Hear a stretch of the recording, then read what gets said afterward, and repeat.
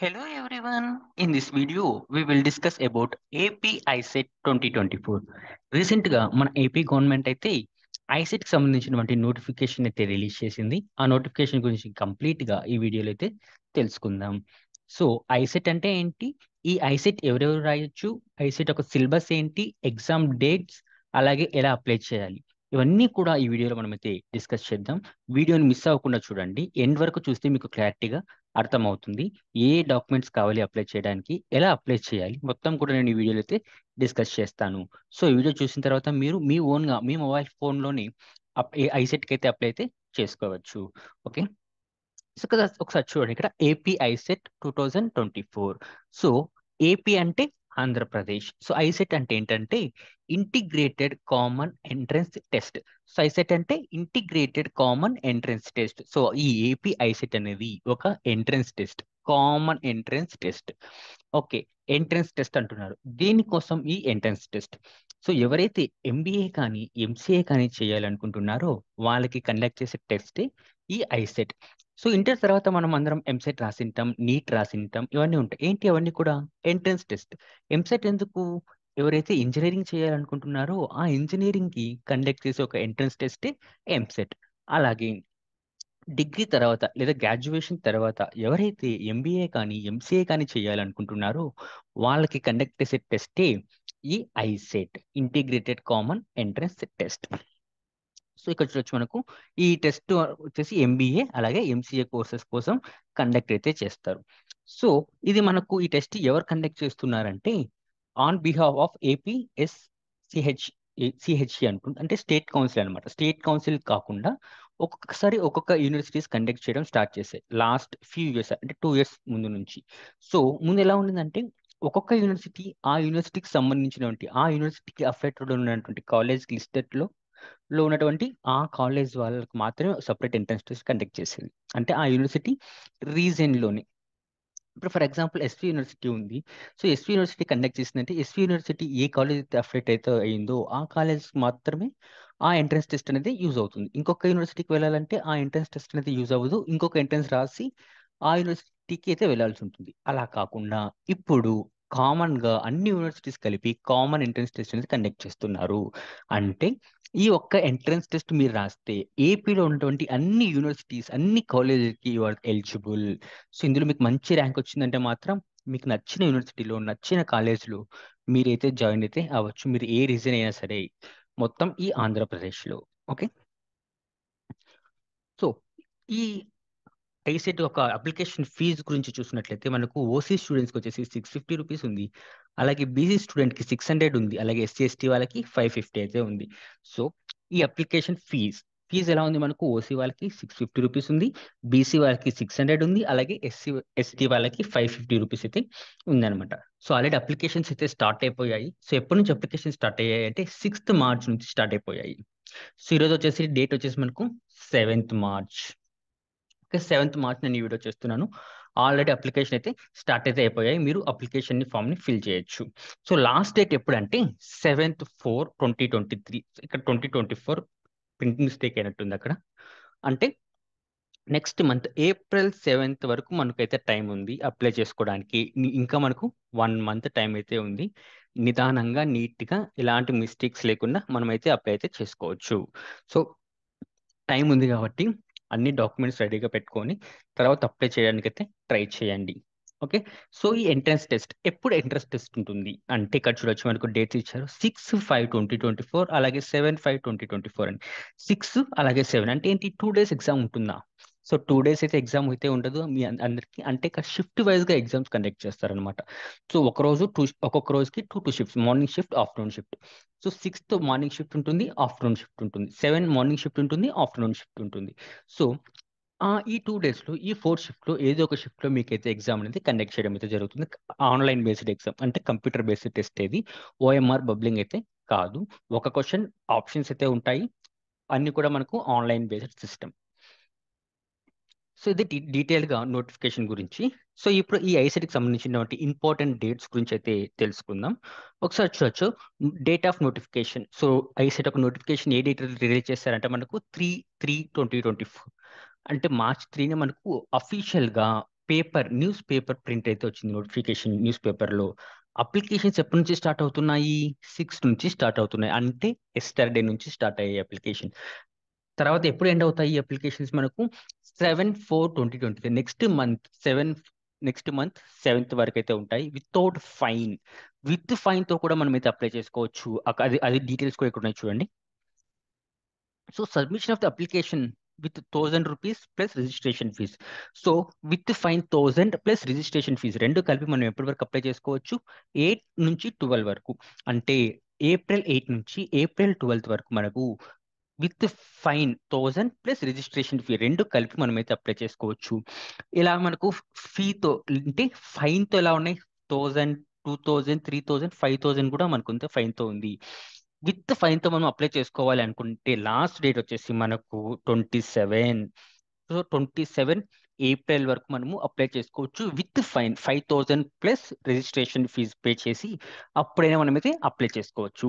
So best suggestion ఏంటంటే before 7 మీరు apply చేసేసుకోండి. సో 6 చేసుకుందాం, 5 చేసుకుందాం అని కాకుండా అప్పుడైతే సర్వర్ ఇష్యూస్ అయితే మాక్సిమం ఉండొచ్చు. So by the end of this month, అంటే మార్చ్ ఎండింగ్ లో అప్లై చేసేయడానికి మాక్సిమం అయితే ట్రై చేయండి. లాస్ట్ మినిట్ వరకు వెయిట్ చేసుకోకండి. ఎందుకంటే ఏదైనా సర్వర్ ఇష్యూ కానీ పేమెంట్ ఇష్యూస్ కానీ అయ్యాయంటే మాత్రం మళ్ళీ మీరు ఫైన్తో పే చేయాల్సి ఉంటుంది. సో మై బెస్ట్ అడ్వైస్ ఏంటి? సో మార్చ్ ఎండింగ్ లోపల కంప్లీట్ చేసేసుకోండి. సో ఏప్రిల్ 1, 2 కల్లా మీరు కంప్లీట్గా ప్రాసెస్ క్లోజ్ చేసేసుకుంటే మీకు కూడా బాగా రిలాక్స్గా ఉండొచ్చు మీరు కూడా. సో ఎలాంటి టెన్షన్స్ లేకుండా, అలా కాకుండా లాస్ట్ వరకు మనం ఉండేసి ఓ టైం ఉంది కదా చేసుకుందాంలే, ఓ 7 కదా 6 చేద్దాం 7 చేద్దాం ఇలా అనుకున్నట్లయితే ఒక్కొక్కసారి మనకు పేమెంట్స్ అయితే అవ్వవు. సో ఇలా పేమెంట్ అవ్వకుండా ముందు మనకి ఏమవుతాయి? సో అప్లికేషన్ అనేది సబ్మిట్ అవ్వదు. అలాంటప్పుడు మళ్ళీ మనం ఫైన్తో పే చేయాల్సి ఉంటుంది. సో అంత రిస్క్ లేకుండా ఇప్పుడు మార్చ్ ఎండింగ్ లోపే కంప్లీట్ చేసుకోవడం బెస్ట్. సో తర్వాత వచ్చేసి మనం అప్లికేషన్ అయితే కంప్లీట్ అయిపోయింది. బై మిస్టేక్ గా, మనుషులు అన్నాక మిస్టేక్ చేయడం సహజమే కదా. సో అలానే మనం ఒక మిస్టేక్ చేసింటాం అప్లికేషన్ లో. So date of birth, A number, so hall ticket numbers like Aadhaar numbers, ఇలా కొన్ని మనం టైపింగ్ మిస్టేక్స్ కానీ స్పెల్లింగ్ మిస్టేక్స్ కానీ ఉంటాయి. ఇవన్నీ కూడా మనం ఎలా కరెక్ట్ చేసుకోవాలంటే కరెక్షన్ విండో అని మనకు ఒకటి ఓపెన్ చేస్తారు. అప్పుడు మనం అవి అయితే కరెక్షన్ అయితే చేసుకోవచ్చు. ఆ కరెక్షన్ విండో ఎప్పుడు ఓపెన్ అవుతుందంటే 28 నుంచి 29 వరకు, 28, 29 2 డేస్లో మీరు అప్లికేషన్ ఇచ్చినటువంటి డీటెయిల్స్ లేదా మీరు ఎడిట్ చేయాలనుకుంటే అవన్నీ కూడా మీరు అయితే ఎడిట్ చేసుకోవచ్చు. ఓకే. సో ఆ తర్వాత ఐసెట్కి సంబంధించినటువంటి హాల్ టికెట్స్ మనకు వచ్చేసి సిక్స్త్ సిక్స్త్ కానీ 6 అండ్ 7 హాల్ టికెట్స్ అయితే వస్తాయి. సో ఎగ్జామినేషన్స్ మనకు 6 అండ్ 7 ఉంటుంది. హాల్ టికెట్ వచ్చేసి మనకు 2nd మేలో వస్తాయి హాల్ టికెట్స్. 2nd మేలో మనకు హాల్ టికెట్ రిలీజ్ చేస్తారు. 6 అండ్ 7 మనకు ఎగ్జామినేషన్ అనేది కండక్ట్ చేస్తారు. సో ఇది డీటెయిల్గా ఇంపార్టెంట్ డేట్స్ గురించి. ఓకే, ఒకసారి చూడండి. ఇప్పుడు ఇది కూడా మనకు booklet AP ICET 2024. So already చెప్పాను మనకు ఏపీ ఐసెట్ అంటే Andhra Pradesh integrated common entrance test అనేసి. ఇది 2024 అడ్మిషన్స్ జరుగుతున్నాయి. దీనికి అడ్మిషన్స్ ఎంబీఏకి అలాగే ఎంసీఏకి. సో ఆన్లైన్ ఫీజు అంటే టెస్ట్కి ఫీజు కూడా నేను ఆల్రెడీ చెప్పాను కదా మనకు. ఓసీ వాళ్ళకి 650, బీసీ వాళ్ళకి 600, అలాగే ఎస్సీ ఎస్టీ వాళ్ళకి 550 రూపీస్ అనేసి. సో ఇక్కడ మనకు డీటెయిల్గా మెన్షన్ చేశారు చూడండి. ఓకే. సో ఇక్కడ మెయిన్ థింగ్ ఏంటంటే చాలా మంది స్టూడెంట్ కన్ఫ్యూజ్ అవుతూ ఉంటారు. ఆ కన్ఫ్యూజన్ కి క్లారిటీ ఇచ్చేది ఏంటంటే ఒకసారి చెప్తాను చూడండి నేను. సో కొంతమంది ఎంసీఏ చేయాలనుకుంటుంటారు. సో ఎంసీఏ చేయాలి అని అనుకుంటుంటారు. బట్ వాళ్ళ బ్యాక్గ్రౌండ్ వచ్చేసి లైక్ బీకామ్ అయి ఉంటుంది. సో ఇంటర్లో వాళ్ళు సిఈసి తీసుకొని ఉంటారు. ఇంటర్లో సిఈసి, డిగ్రీలో బీకామ్, అలాగే ఇప్పుడు ఎంసీఏ చేయాలనుకుంటున్నారు. అలాంటి వాళ్ళు ఎంసీఏకి నాట్ ఎలిజిబుల్. సో ఎందుకు ఎలిజిబుల్ కాదంటే మనకు అట్లీస్ట్ 1 సబ్జెక్ట్ అయినా మనకు మ్యాథమెటిక్స్ ఉంటేనే ఎంసీఏకి ఎలిజిబుల్. అంటే ఇంటర్లో కానీ ఆర్ డిగ్రీలో కానీ గ్రాడ్యుయేషన్లో కానీ. సో ఇంటర్లో మీరు ఎంఈసి తీసుకున్నారు, MEC maths economics and commerce. డిగ్రీలో బీకామ్ చేశారు, you are eligible for the MCA. ఎందుకు? ఇంటర్లో మీరు మ్యాథ్స్ ఉంది కాబట్టి మీరు ఎంసీఏకి ఎలిజిబుల్. అలా కాకుండా ఏ హెచ్ఈసీనో జీఈసీనో తీసుకొని బీకామ్ చేసి లేదా బీఏ చేసి మీరు ఎంసీఏ చేయాలనుకుంటే మాత్రం యూఆర్ నాట్ ఎలిజిబుల్. అలాంటి వాళ్ళు ఎంబీఏ చేసుకోవచ్చు. ఎంబీఏకి ఎలాంటి రెస్ట్రిక్షన్స్ అయితే లేవు. ఓన్లీ ఫర్ ఎంసీఏకి మాత్రం ఇలాంటి రెస్ట్రిక్షన్ అయితే ఉంది. ఏదైనా సరే అట్లీస్ట్ 1 సబ్జెక్ట్ మనకైతే మ్యాథ్స్లో ఉండాలి. ఒక్క సబ్జెక్ట్ మనకు మ్యాథ్స్ ఉండి ఉండాలి ఇక్కడ ఇంటర్ ఆర్ డిగ్రీలో. అలాంటి వాళ్ళు మాత్రమే మనకి ఎంసీఏకి ఎలిజిబుల్ అవుతారు అనమాట. ఓకే. సో ఇక్కడ మనకు క్లియర్గా ఇచ్చారు చూడండి. ఎంబీఏకి ఎనీ 3 or 4 years డిగ్రీ ఉండాలి. సో ఎనీ రికగ్నైజెస్ యూనివర్సిటీ, ఏ యూనివర్సిటీ అయినా సరే ఒక డిగ్రీ అయితే మనకు మినిమం ఉండాలి ఎంబీఏకి అయితే. అలాగే ఎంసీఏకి అయితే with maths at least one subject in intermediate or degree level. So degree లెవెల్లో అయినా ఇంటర్మీడియట్ లెవెల్లో మ్యాథ్స్ అనేది మనకు అట్లీస్ట్ ఒక సబ్జెక్ట్ అయినా మనకు మ్యాథ్స్ అనేది ఉండాలి. అలాంటి వాళ్ళు మాత్రమే ఎలిజిబుల్ దీనికి, ఎంసీఏకి. ఓకే. అలాగే ఎగ్జామినేషన్ సెంటర్స్ కొన్ని మనం చూసుకున్నట్లయితే, సో మన మల్టిపుల్ డిస్ట్రిక్ట్స్లో మనకు మల్టిపుల్ లొకేషన్స్ అయితే ఉన్నాయి. వీటిల్లో మనకు నియరెస్ట్ లొకేషన్ సెలెక్ట్ చేసుకొని, సో ఆ ప్రెఫరెన్స్ కింద మనకైతే సెంటర్స్ అలాట్ చేయడం అయితే జరుగుతుంది. సో ఇవన్నీ కూడా మనకు సెంటర్స్. సో ఒకసారి చూడండి ఇక్కడ. సో ఎగ్జామ్ ఒక సిలబస్. సో ఎగ్జామ్ సిలబస్ చూసుకున్నట్లయితే మనకు ఇక్కడ 3 సెక్షన్స్గా డివైడ్ చేయడం అయితే జరిగింది. So section A, section B, section C. So section ఏలో ఏముంటుందంటే మనకు అనలిటికల్ ఎబిలిటీ ఉంటుంది. సెక్షన్ బిలో కమ్యూనికేషన్ ఎబిలిటీ, సెక్షన్ సిలో మ్యాథమెటికల్ ఎబిలిటీ అని 3గా డివైడ్ చేస్తారు. టోటల్గా మనకు 200 క్వశ్చన్స్ ఉంటాయి 200 మార్క్స్కి. సో ఎన్ని క్వశ్చన్స్ ఉంటాయి మనకి ఇక్కడ? 200 క్వశ్చన్స్ ఉంటాయి. సో 200 క్వశ్చన్స్ ఉంటాయి, 200 మార్క్స్ ఉంటుంది, 150 మినిట్స్ టైం ఉంటుంది. సో మీరు ఈ 150 మినిట్స్లో ఈ 200 క్వశ్చన్స్ని ఆన్సర్ చేయాల్సి ఉంటుంది. సో టైం అనేది మనకు చాలా తక్కువ ఉంటుంది, కాబట్టి మీరు ఎంత ప్రాక్టీస్ చేసుకుంటే అంత ఫాస్ట్గా మీరు చేయగలుగుతారు. సో వితౌట్ ప్రాక్టీస్ వెళ్ళి మీరు అక్కడ డైరెక్ట్ చేయాలంటే మాత్రం చాలా అంటే చాలా టైం వేస్ట్ అవుతుంది. అలా టైం వేస్ట్ చేసుకుంటే మనం మ్యాక్సిమం క్వశ్చన్స్ కూడా మనం అటెంప్ట్ చేయలేం. సో కాబట్టి చాలా ఫాస్ట్గా మనం అటెంప్ట్ చేసేదానికైతే ఉండాలి. సో ఐసెట్కి సంబంధించిన టిప్స్, ట్రిక్స్ అన్ని కూడా మన ఛానల్లో వీడియోస్ అయితే వస్తాయి. అవన్నీ మీరు మిస్ అవ్వకుండా ఉండాలంటే ఛానల్ని సబ్స్క్రైబ్ అయితే చేసుకొని ఉండాలి. ఓకే. సో ఇక్కడ చూడండి, మనకు సెక్షన్ ఏలో మనకు data sufficiency and problem solving, ఈ 2 వాటి మీద మనకు డిపెండ్ అయి ఉంటాయి క్వశ్చన్స్. అలాగే సెక్షన్ బిలో మనకు వొకాబులరీ కానీ, గ్రామర్ కానీ, so computer terminology and reading compression, ఇవి మనకు సెక్షన్ బిలో ఉంటాయి. సెక్షన్ సి వచ్చేసి మ్యాథమెటికల్ ఎబిలిటీ. ఇక్కడ చూసి మనకు డేటా సఫిషియన్సీ నుంచి మనకు 20 క్వశ్చన్స్ వస్తాయి. సో ఈ 20 క్వశ్చన్స్ మనకు ఈజీగా మనమైతే అటెంప్ట్ చేయొచ్చు. ఆ తర్వాత 55 క్వశ్చన్స్ వచ్చేసి మనకు ప్రాబ్లమ్ సాల్వింగ్. ఈ ప్రాబ్లమ్ సాల్వింగ్ ఎలా ఉంటుందంటే కోడింగ్, డీకోడింగ్ కానీ, నెంబర్ సిరీస్ కానీ, ఇవన్నీ కూడా మనకు ఇక్కడ ఉంటాయి. టోటల్గా మనకు సెక్షన్ ఏలో మనకు 75 క్వశ్చన్స్ వస్తాయి. సెక్షన్ ఏ నుంచి మనకు 75 క్వశ్చన్స్ అయితే వస్తాయి. ఒకసారి చూడండి, డేటా సఫిషియన్సీ అనేది మనకు సో కొన్ని స్టేట్మెంట్స్ చేస్తారు, కొన్ని అజంప్షన్స్ చేస్తారు. సో స్టేట్మెంట్ 1 ట్రూనా, స్టేట్మెంట్ 2 ట్రూనా, లేదా statement 1 and 2 both true or both false, any one true, ఈ విధంగా మనకు ఆప్షన్స్ ఉంటాయి. అలాంటి క్వశ్చన్స్ మనకు 20 ఉంటాయి. మిగతా క్వశ్చన్స్ ఎలా ఉంటాయంటే సీక్వెన్స్ అండ్ సిరీస్. ఆల్రెడీ నేను చెప్పాను మీకు, సీక్వెన్స్ అండ్ సిరీస్. సో ఈ సీక్వెన్స్ అండ్ సిరీస్లో మనకి అనలాగ్స్ ఉంటాయి. అలాగే బ్లాంక్ స్పేసెస్, ఒక pattern, relationships, odd one, missing, ఇవన్నీ కూడా మనకు ఈ సీక్వెన్స్ అండ్ సిరీస్లో వచ్చేస్తాయి. డేటా అనాలిసిస్, ఈ డేటా అనాలిసిస్లో మనకు టేబుల్ గ్రాఫ్ కానీ, బార్ గ్రాఫ్ కానీ, పై చార్ట్ కానీ చేసి వారికి సంబంధించిన క్వశ్చన్స్ కానీ మనకు రావడం అయితే జరుగుతుంది. అలాగే coding and decoding. So coding and decoding సంబంధించిన ప్రాబ్లమ్స్ కూడా మనకైతే ఇక్కడైతే అడుగుతారు. తర్వాత date, time and arrangement problems, so like calendar problems కానీ, క్లాక్ ప్రాబ్లమ్స్ కానీ, ఇవన్నీ కూడా బేసిక్ యాప్టిట్యూడ్ అండ్ రీజనింగ్ సంబంధించిన క్వశ్చన్స్ అన్ని కూడా మనకు సెక్షన్ ఏలో అయితే ఉంటాయన్నమాట. సో ఆ తర్వాత సెక్షన్ బిలో మనకు చూసుకున్నట్లయితే కమ్యూనికేషన్ ఎబిలిటీ అంటే ఏంటి? కమ్యూనికేషన్. సో మనం ఎలా కమ్యూనికేట్ అవుతాం? In English. సో కాబట్టి ఇంగ్లీష్కి సంబంధించినటువంటి సెక్షన్ మొత్తం సెక్షన్ బినే. ఇక్కడ మనకు వొకాబులరీ కానీ, antonyms, synonyms, grammar, articles, prepositions, ఇలా మనకు చాలా అయితే ఉంటాయి. ఇవన్నీ కూడా మనమైతే చూసుకోవాల్సి అయితే ఉంటుంది.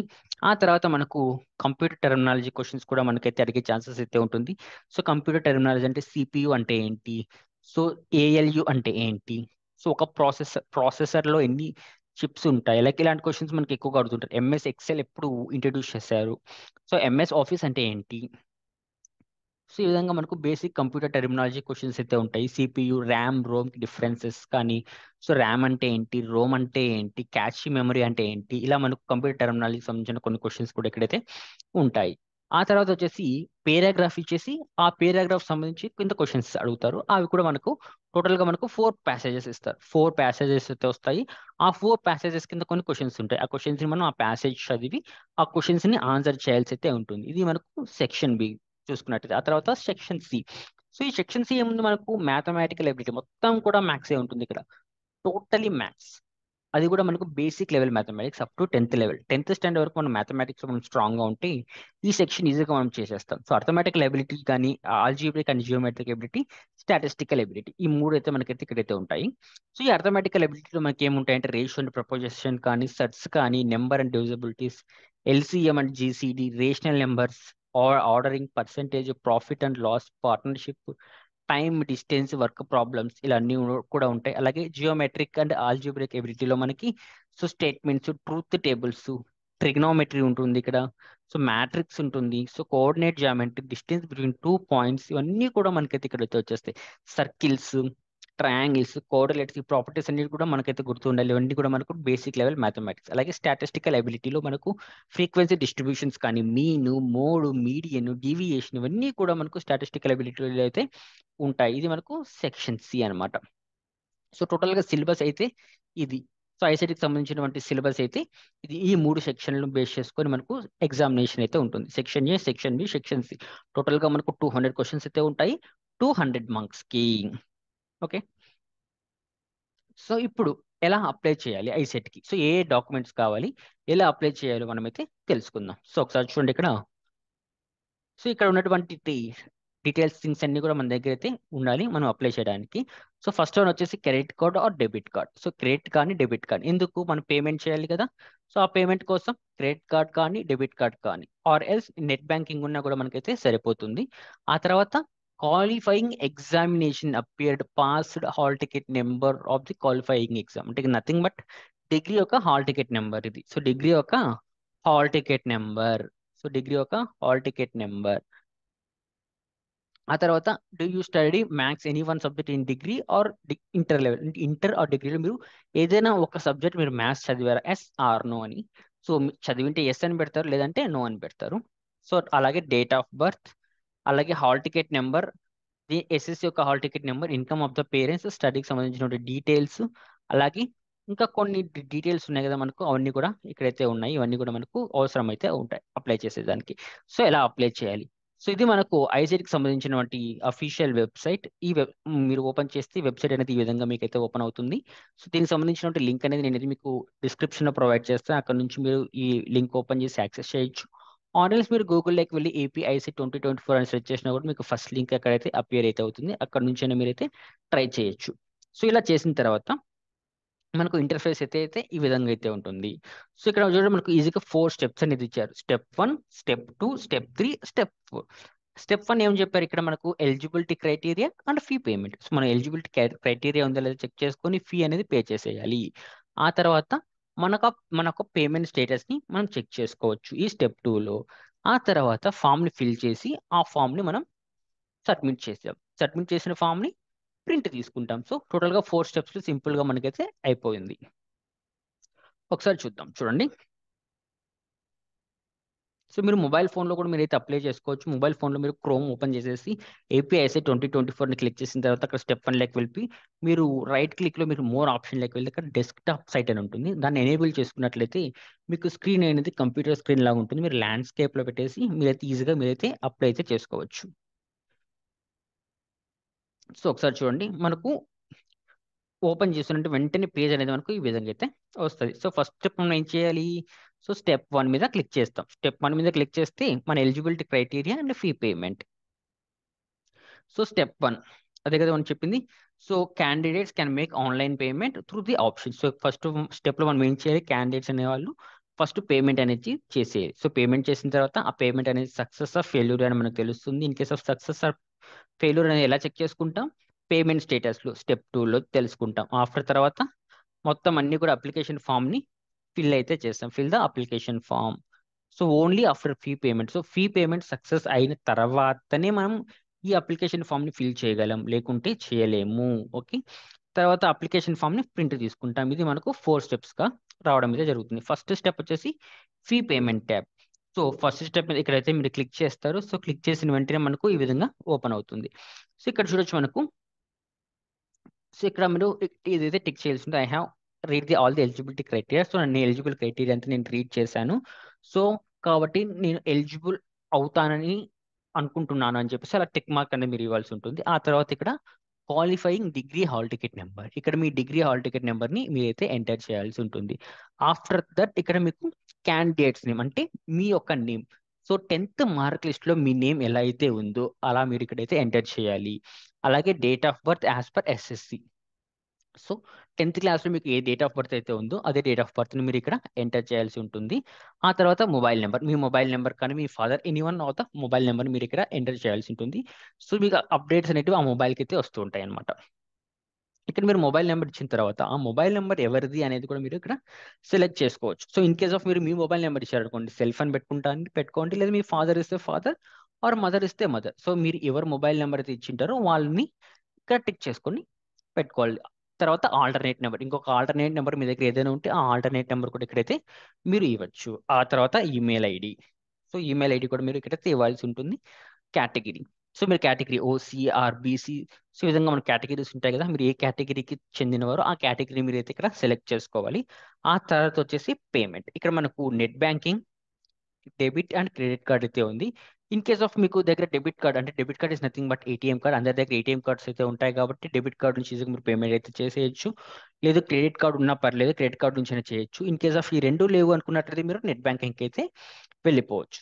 సో ఈ నెట్ బ్యాంకింగ్లో మనకు హెచ్డిఎఫ్సి, ఐసిఐ కానీ, ఎస్బీఐ కానీ ఇవన్నీ కూడా మనకైతే అలవెన్స్, అంటే అక్కడ నుంచి ఆ బ్యాంక్స్ అయితే ఈజీగా మనమైతే నెట్ బ్యాంకింగ్ చేసి ఫీ అనేది పే చేయొచ్చు. మాక్సిమం మీరు డెబిట్ కార్డ్ చూస్ చేసుకోవడం బెటర్, ఇది ఎందుకంటే ఈజీగా అయిపోతుంది కాబట్టి.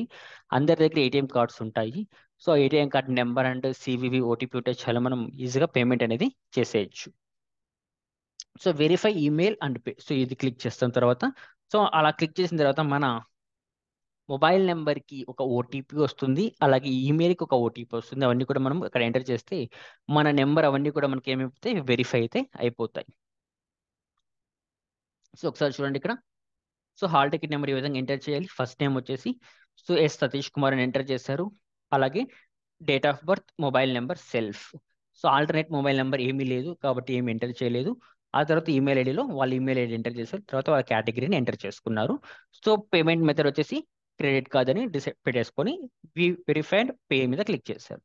సో ఈ విధంగా మీరు ఫామ్ని ఫిల్ చేయాల్సి ఉంటుంది. So hall ticket number, me name, me date of birth, mobile number, email ID and category. Okay, ఇది ఫీజ్ డీటెయిల్స్ గురించి ఆల్రెడీ మనం డిస్కస్ చేసాం. ఓసీ వాళ్ళకి 650 ఉంటుంది, బీసీ వాళ్ళకి 600, అలాగే ఎస్సీ ఎస్టీ వాళ్ళకి 550 రూపీస్. సో ఆ వెరిఫై మీద క్లిక్ చేసిన తర్వాత enter OTP which sent to your email ID. So me email ఐడికి మీరు ఈమెయిల్ ఐడి ఎంటర్ చేశారు కదా అక్కడ, ఆ ఈమెయిల్ ఐడికి మనకు ఒక ఓటీపీ అనేది జనరేట్ అయి ఉంటుంది.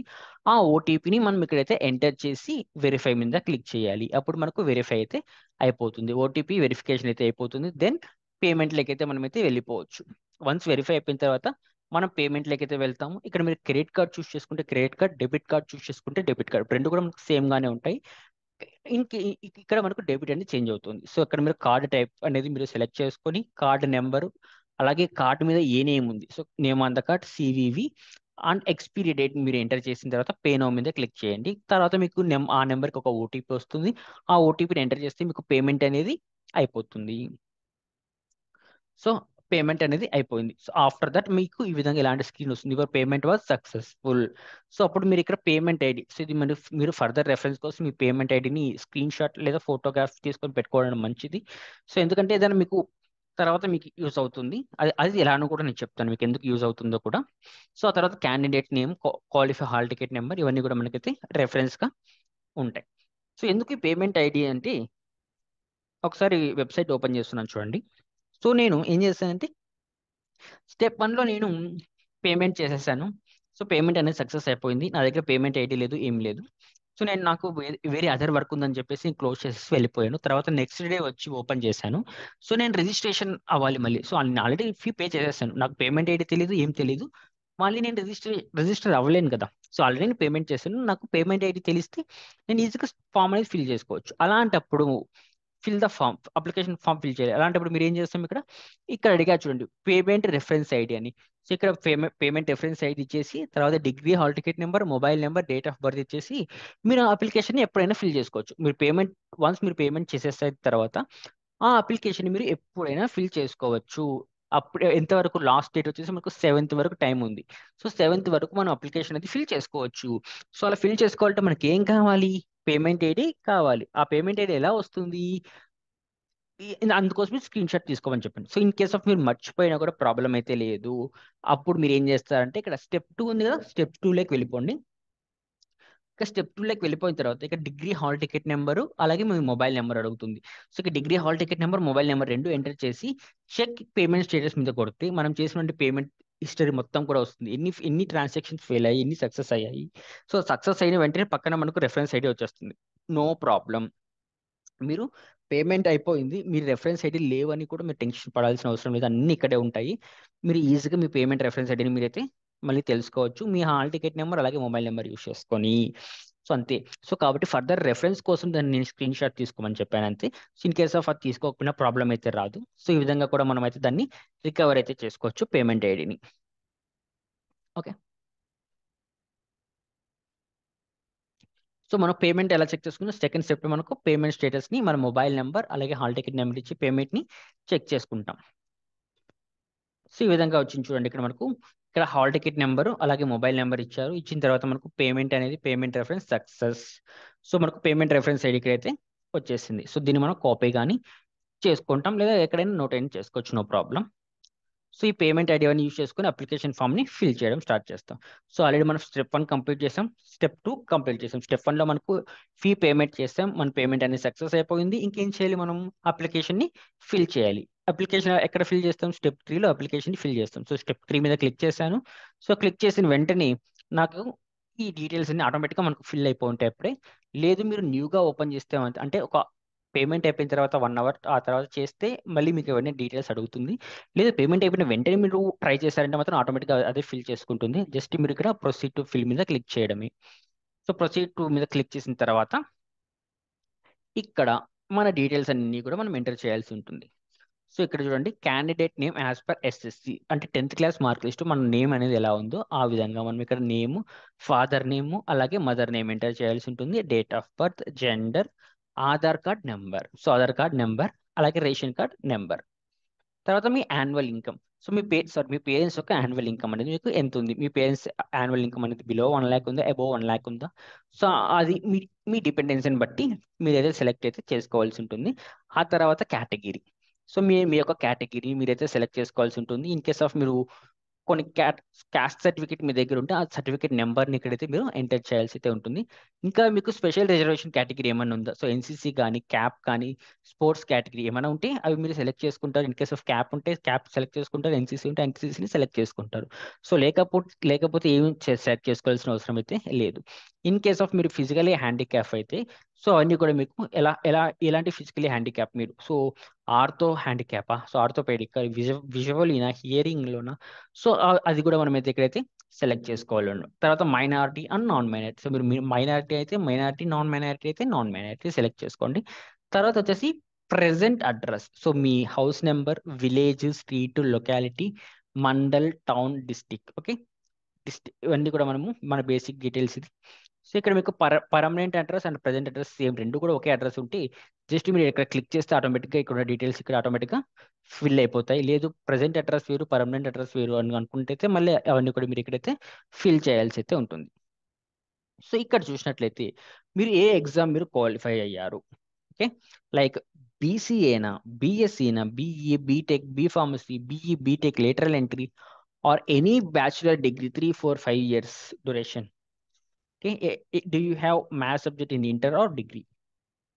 సో మీరు బీఎస్సీ అయితే బీఎస్సీ. సో సిఎస్సి ఐటీ అంటే వీళ్ళు కంప్యూటర్ బ్యాక్గ్రౌండ్ సంబంధించిన వాళ్ళు.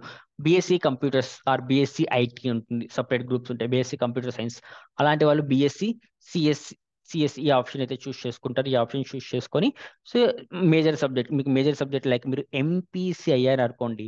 సో ఎంపీసీ అంటే మేజర్ సబ్జెక్ట్ ఏమవుతుంది మనకు, మ్యాథ్స్, ఫిజిక్స్, కెమిస్ట్రీ అవుతుంది. ఎంపీసీఎస్ అయితే కంప్యూటర్ సైన్స్ అవుతుంది. సో మీ ఎంపీసీ వాళ్ళు ఏం చేసుకుంటారు, ఎనీ బ్యాచులర్ డిగ్రీది సెలెక్ట్ చేసుకుంటారు.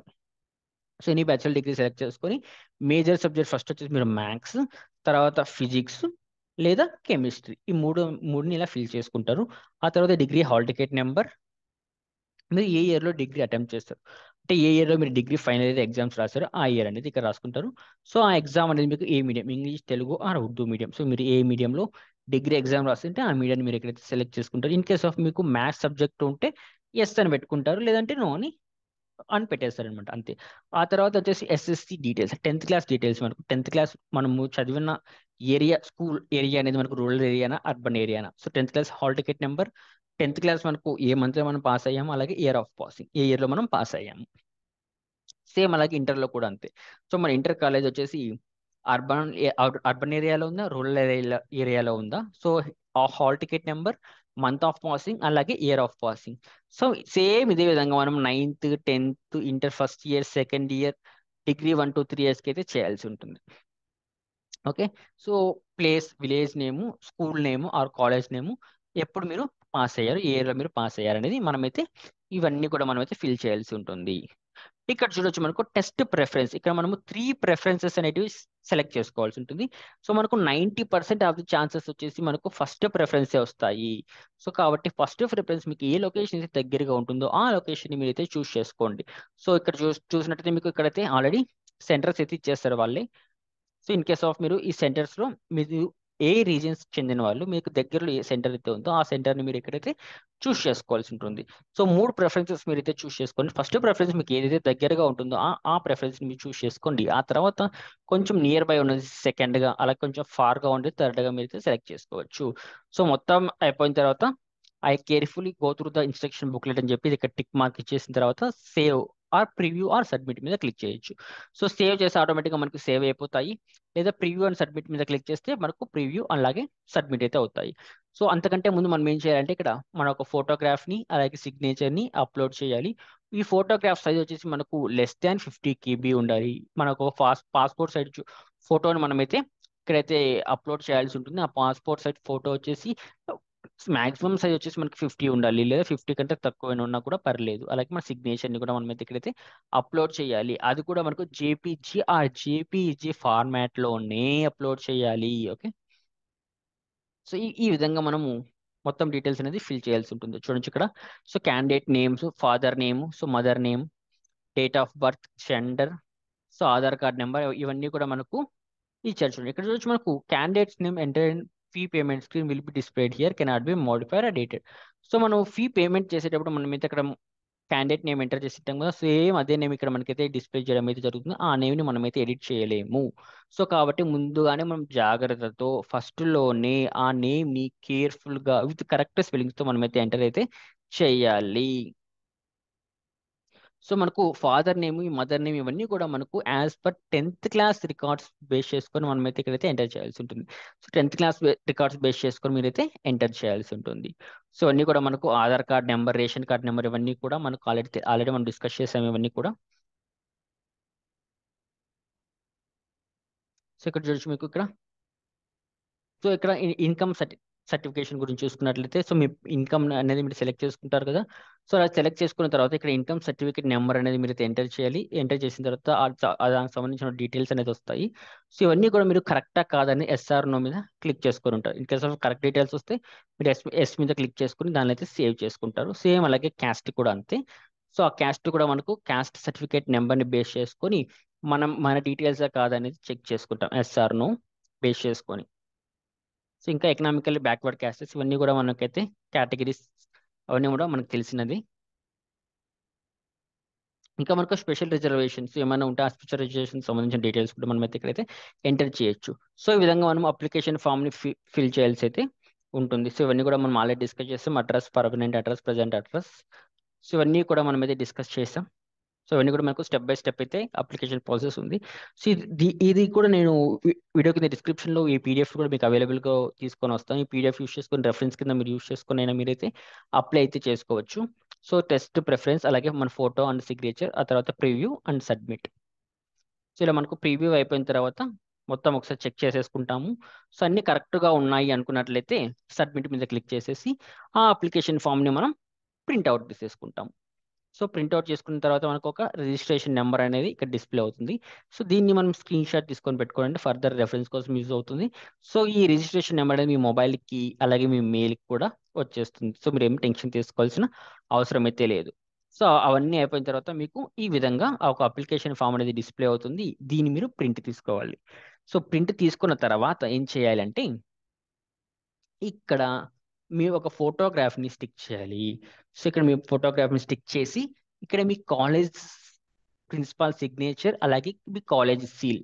సో సీల్ విత్ ప్రిన్సిపాల్ సిగ్నేచర్తో ఈ ఫోటోని స్టిక్ చేసి మీరు ఎగ్జామ్ సెంటర్కి అయితే ఈ అప్లికేషన్ ఫామ్ని అయితే తీసుకొని వెళ్ళాలి.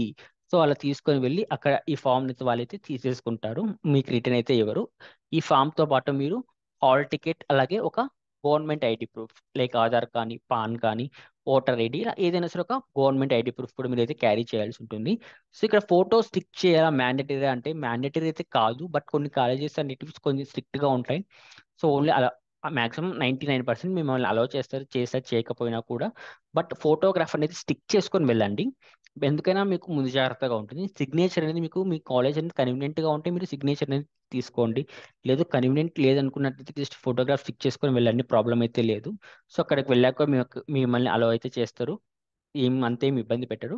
బట్ కొన్ని కాలేజెస్ స్ట్రిక్ట్గా ఉంటాయి కాబట్టి నేను చెప్తున్నాను, ఎంత స్ట్రిక్ట్గా ఉన్నా కూడా మిమ్మల్ని అయితే ఎగ్జామ్కి అయితే అలౌ చేస్తారు, గుర్తుపెట్టుకోండి.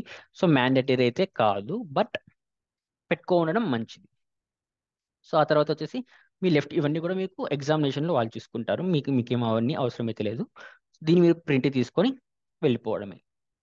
సో అంతే, ఐసెట్కి అప్లై చేయడం. సరే ఎక్కడి నుంచి ప్రింట్ తీసుకుంటాం, step 4. So in case of మీకు అప్లికేషన్ అనేది ఎక్కడో మిస్ అయిపోయింది, కనిపించలేదు ఎగ్జామ్ టైంకి, అప్పుడు మళ్ళీ మీరు ఏం చేయొచ్చు, మళ్ళీ స్టెప్ 4లోకి వెళ్ళిపోయి మీ అప్లికేషన్ ఫామ్ని మీరు ప్రింట్ చేసుకోవచ్చు. మీ పేమెంట్ రెఫరెన్స్ ఐడి, మీ హాల్ టికెట్ నెంబర్, మీ మొబైల్ నెంబర్, మీ డేట్ ఆఫ్ బర్త్ యూస్ చేసుకొని మళ్ళీ మీరు ఏం చేసుకోవచ్చు, దాన్ని మళ్ళీ డౌన్లోడ్ చేసుకొని మళ్ళీ ప్రింట్ అయితే తీసుకోవచ్చు, అంతే, దట్ సింపుల్. సో అంత సింపుల్గా మనం ఐసెట్ ఎగ్జామ్ని అప్లై అయితే చేసేయచ్చు. సో ఇది మనకు అఫీషియల్ వెబ్సైట్ ఐసెట్కి సంబంధించినటువంటిది. సో నేను చెప్పిన ప్రతి ఒక్క డీటెయిల్స్ మీకు అన్ని ఇక్కడే ఉంటాయి చూడండి ఇక్కడ. సో స్టెప్ 1 కానీ స్టెప్ 2 కానీ స్టెప్ 3 అలాగే స్టెప్ 4. ఇంకా మీకు ఏమైనా డౌట్ ఉంటే కింద అయితే కామెంట్ చేయండి. సో మీ అంతకు మీరే అప్లై చేసుకోవచ్చు, మీ మొబైల్ ఫోన్ నుంచి అప్లై చేసుకోవచ్చు, మీకు ఎలాంటి ప్రాబ్లం అయితే లేదు. సో మీరు అప్లై చేసుకున్నప్పుడు మీకు ఏమైనా డౌట్స్ వచ్చాయా అనుకోండి, మీరైతే నన్ను అయితే కాంటాక్ట్ అయితే అవ్వచ్చు, నేను మీకు హెల్ప్ అయితే చేస్తాను.